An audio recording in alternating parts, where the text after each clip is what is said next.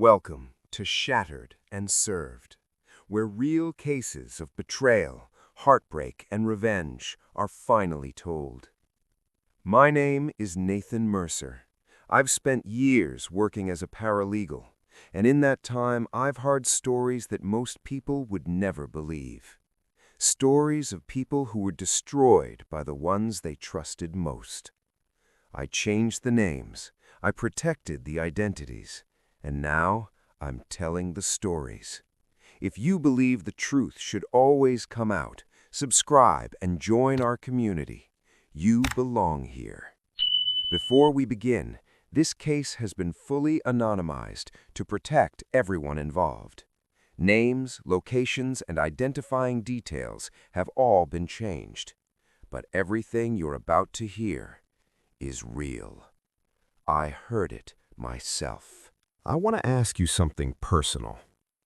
How many people in your life right now would you trust with your heart? Not your secrets, not your money, your actual heart. For most people, that list is small, maybe 2 or 3 people. In all my years of legal work, the cases that hit me hardest were never about money. They were never about property. They were about this: trust. And what happens when the 2 people you trust most in the world are the ones destroying you. The man in this case, I'll call him Daniel. He was 31 years old when this story found its way to me, and I have never forgotten a single detail of what he told me. Stay with me, because this one hits different. In the next few minutes, you'll hear how Daniel discovered the truth, how he made his decision in complete silence, and the 3 calculated moves that made sure the people who betrayed him felt consequences they never saw coming. Stay with me, because every part of this story matters. To understand the betrayal, you first have to understand the trust. Daniel grew up in a modest household. His father was a mechanic. His mother worked part-time at a pharmacy. Nothing glamorous, but they were a tight family, loyal to each other above everything else. Loyalty wasn't just a value in their house. It was the standard, the non-negotiable. So when Daniel stepped out into the world and started building his own relationships, he carried that standard with him everywhere. By the time he was 26, he had built a life he was genuinely proud of. He was working as a mid-level project coordinator at a construction firm, not glamorous, but stable and growing. He had his own apartment, a decent car, a plan, and 2 people who he believed completed that picture: Ava and Jordan. Daniel met Ava when he was 22. A mutual friend introduced them at a small gathering, nothing fancy, just a few people hanging out at someone's apartment on a Friday evening. She walked in wearing a yellow dress. He told me he remembered it clearly because it was winter and everyone else was in dark colors, and she just stood out, not trying to, just naturally. They talked for 3 hours that night. She was funny in this dry, unexpected way, sharp, the kind of person who says something that takes you 2 seconds to realize is brilliant. He asked for her number before she left. She gave it to him, then smiled and said, and this is a line Daniel never forgot, "Don't waste it." He didn't. They dated for 4 years, 4 years of building something real.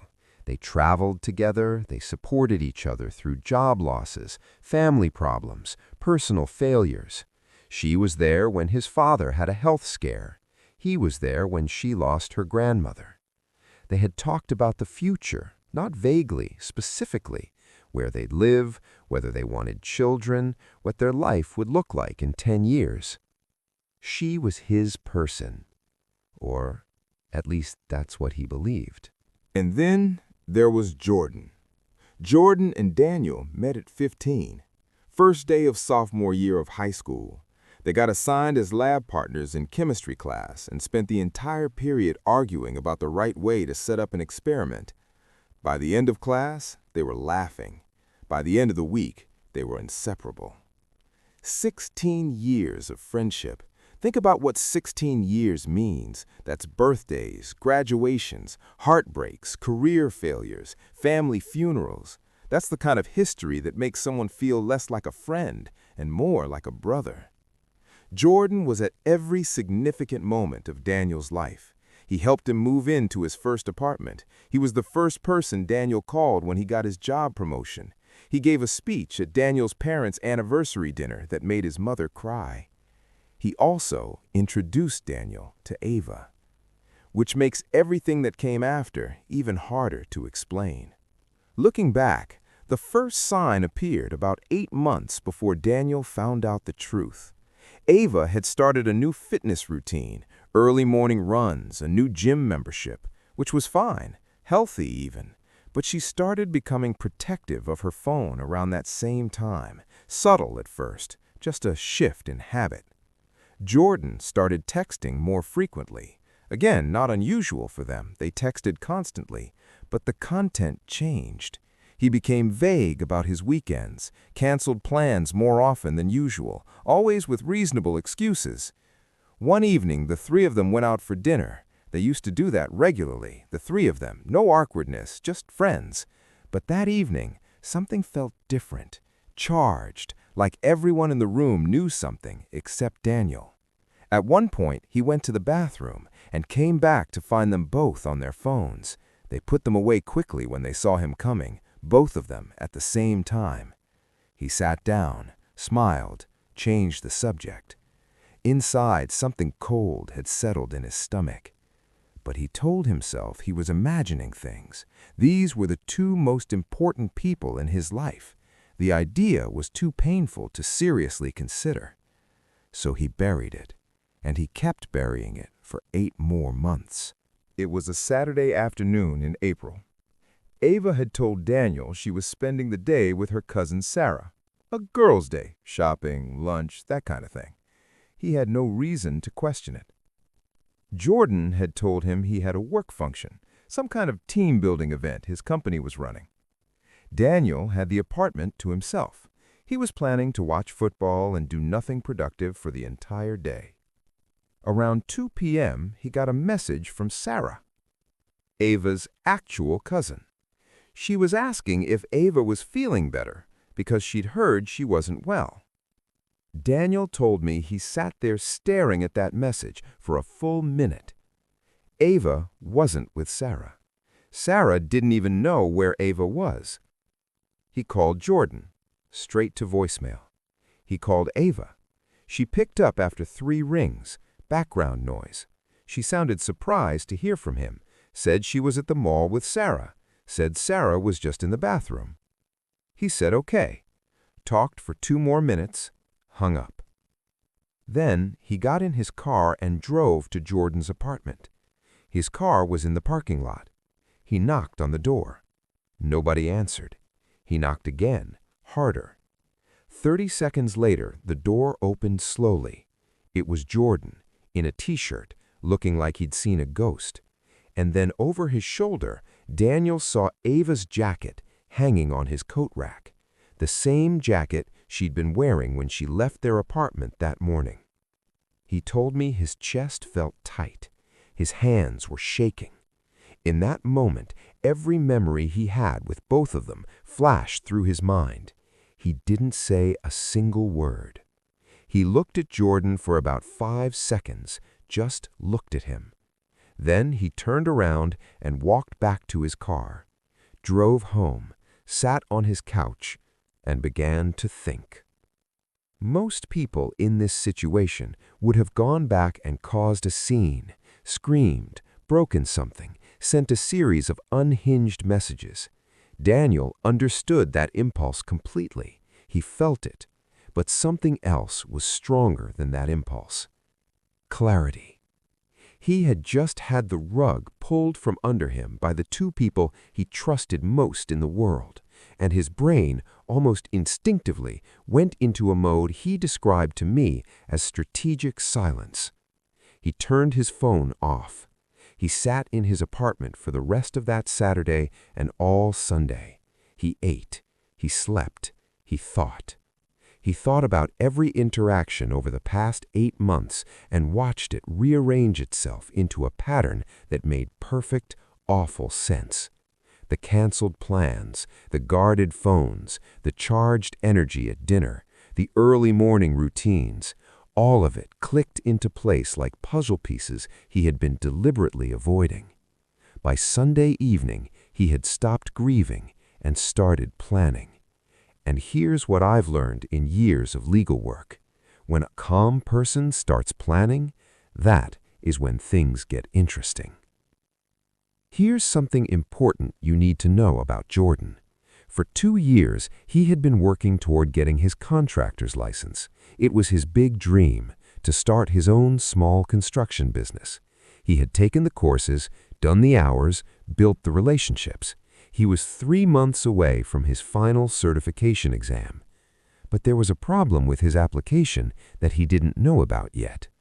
You see, part of the licensing process involved professional references. Jordan had listed 3 people. One of them was Daniel. He had asked Daniel 8 months ago to be a professional reference for his contractor's licensing application. Daniel had said yes without hesitation, because that's what brothers do. Daniel called the licensing board first thing Monday morning. He withdrew his reference, formally, in writing. Without a third qualified reference, Jordan's application would be delayed by a minimum of 6 months while he sourced and verified a replacement. 6 months of delay on a dream he had been building toward for 2 years. That was move 1. Now let me tell you about Ava's situation. Ava had been quietly working toward a promotion at her company for a year, senior brand strategist, a role that would have meant a significant salary increase and a lot of career momentum. The decision was going to be made by a small internal committee. One of the members was a woman named Claire. Claire and Daniel had worked briefly 2 years earlier in a previous job. They weren't close, but they had a solid professional relationship built on mutual respect. More importantly, Claire was someone who valued integrity above everything else in a professional environment. Daniel reached out to Claire, not to lie, not to fabricate anything. He simply shared, professionally and calmly, that he had recently discovered Ava had been conducting a months-long personal deception that had deeply affected his life, and that as someone who valued Claire's judgment, he felt she deserved to know the kind of character she was considering elevating. He did not exaggerate. He did not embellish. The truth was enough. Ava did not get the promotion. She never found out why. Jordan and Daniel had a shared social circle that went back 15 years. These were people who knew them both deeply. People who had been at birthday parties, road trips, celebrations, people who considered them both family. On a Tuesday evening, Daniel sent a single message to their closest group of mutual friends. Not a long message, not a dramatic message, just the facts. 3 sentences. What he had discovered, when, how. No emotional language, no demands, no call to action. He simply told the truth and let people make their own choices. Within a week, Jordan had been quietly removed from the group chat they had all shared for years. Nobody announced it. Nobody made a speech about it. People who value loyalty simply act accordingly when they discover someone doesn't. 3 moves, complete silence, no confrontation, no drama. But here's the thing. I haven't even told you the most shocking part yet. Keep watching. 10 days after Daniel walked away from Jordan's front door, he reached out to Ava. 1 message, short. Come get your things. Thursday at 6 p.m. I won't be there. She replied immediately asking if they could talk. He didn't respond. On Thursday, he made sure he was out. When he came home that evening, her key was on the kitchen counter and her things were gone. She had also left a letter, 4 pages, handwritten, full of explanations and apologies and reasons. He read every word. Then he folded it neatly, put it in an envelope, and filed it away. Not out of sentimentality, but because he had learned something, something I tell everyone who sits across from me in a legal context. Documentation matters. Jordan called him the following day. Daniel picked up on the third ring. Jordan started speaking immediately, rushing, stumbling over his words, apologizing, explaining. Daniel let him speak for about 90 seconds. Then he said, "Jordan, I withdrew my reference for your license application on Monday. Good luck finding another one in time." Silence. Then he hung up. Jordan called back 11 times that day. Daniel never picked up again.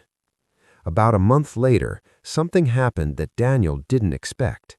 He ran into someone who accidentally revealed something that changed how he saw everything. It was Ava's coworker.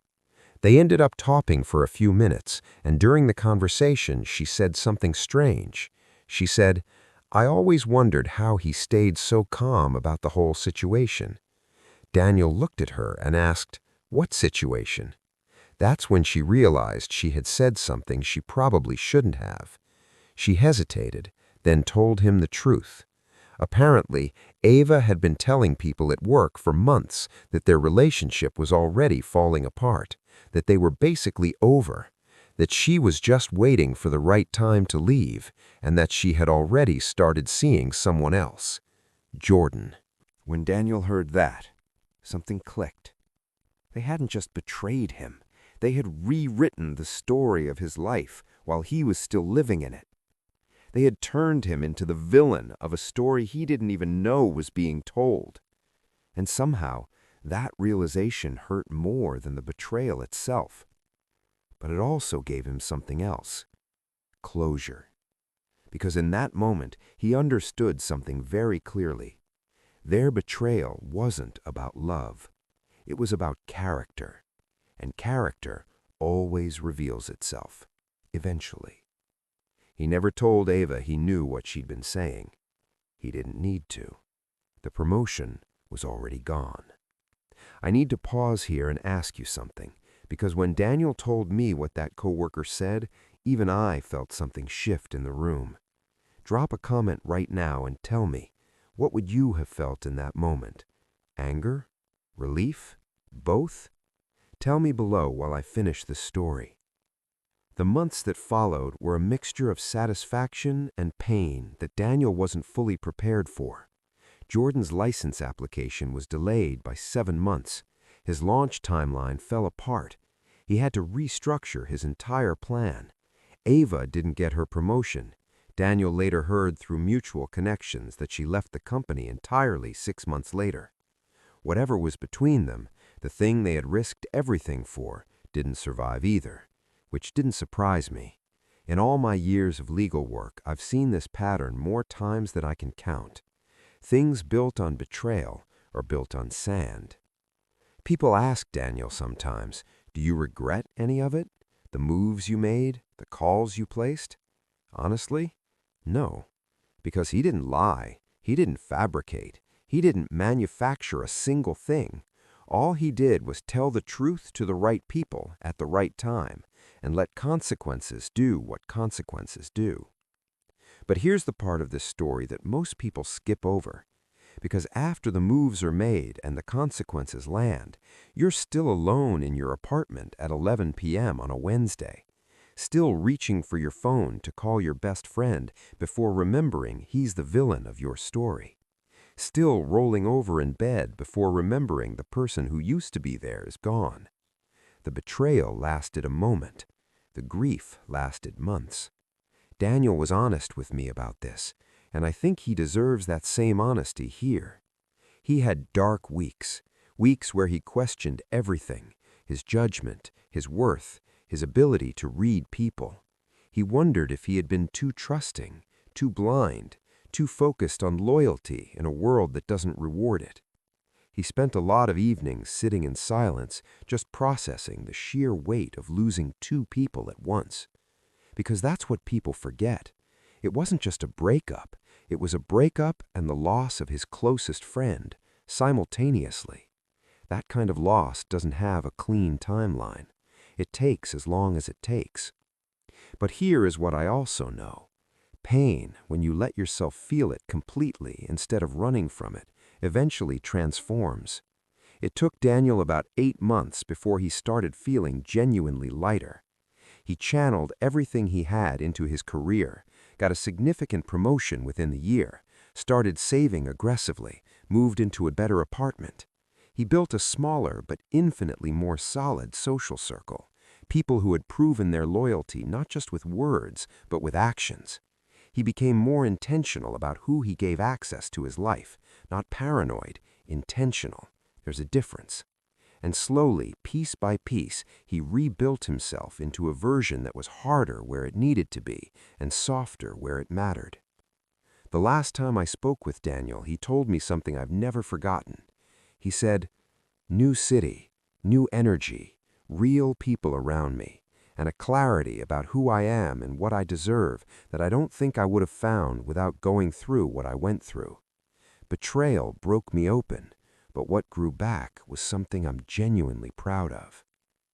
If you made it to the end of this, thank you, genuinely, because this case wasn't easy to share, and I know it wasn't easy in places to hear. But if you're sitting there right now going through something similar, if you're in that early stage where the pain is still fresh and the anger is still hot, I need you to hear this. Do not make your move from emotion, make it from clarity. Grieve first, feel everything, then decide. Because the most powerful thing you can do to someone who underestimated you is become someone they can never forget. Don't beg, don't break, don't announce your next move. Build in silence. Let the results make the noise. Now I want to hear from you. Drop a comment right now. What would you have done in this situation? Would you have confronted them on the spot, walked away quietly, or something else entirely? And if this story hit somewhere real, hit that like button. It takes 2 seconds and it means everything to this channel. If you're new here, welcome to Shattered and Served. This channel exists for the ones who were broken and chose to rise anyway. Subscribe and hit the notification bell, because the next case coming to this channel is one of the most shocking things I have ever heard in all my years of legal work. You do not want to miss it. And if you have a story of betrayal, revenge, or survival that the world needs to hear, send it to Nathan and the team privately at shatteredserved@gmail.com. Every identity is fully protected. Your story could be the next case on this channel. See you in the next one, and trust me, you're going to want to be here for it. This is Nathan, and on Shattered and Served, the truth always comes out.